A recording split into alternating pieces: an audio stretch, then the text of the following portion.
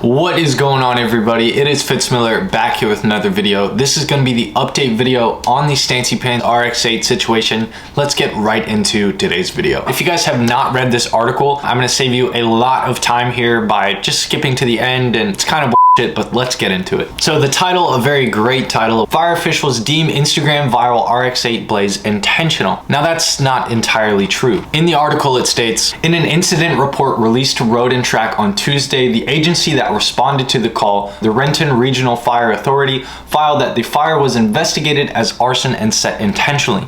Now, like I said, that's not true. Fire investigator Dan Johnson's report confirms the blaze originated in the engine area, running gear or wheel area, but the heat source, item first ignited, type of material first ignited, and factor contributing to ignition are all listed as undetermined. So they have no idea what started it or what was added to cause the fire. It also says in a section listing human factors contributing to ignition, a box labeled none is checked. So why is the title of this article set as intentional? I believe this is based on how Lucas reported the incident to the authorities, compared to the authorities getting there and finding out that nothing was done intentionally to the vehicle to cause the fire. I think he called and said, hey, somebody did this to my car, somebody set my car on fire, and that's how they got to that point in the article title. There were a few sightings from the neighbors, but no great camera angles, so we couldn't get a clear image of any possible suspects, Foltz told Road and Track. I don't know, man. I don't know if there are any suspects at all. This is very up in the air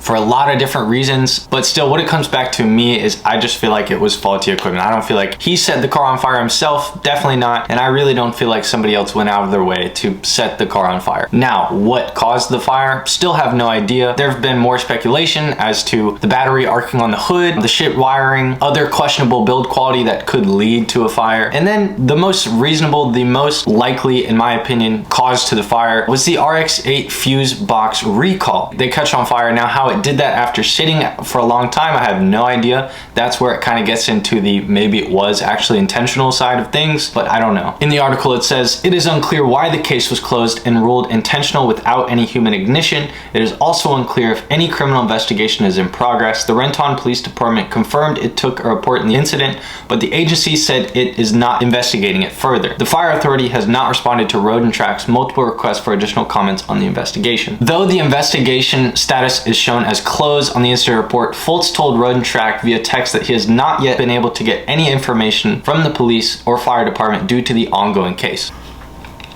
Bro, it says it's closed. It says it's closed, so I don't know.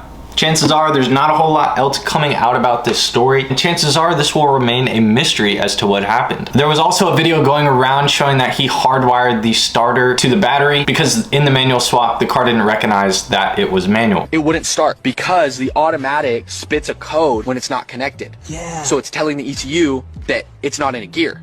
So we had to wire direct power to the starter, which is what this big button is. This is how I start my car. So that's the starter. That's the starter. The prophecy is true.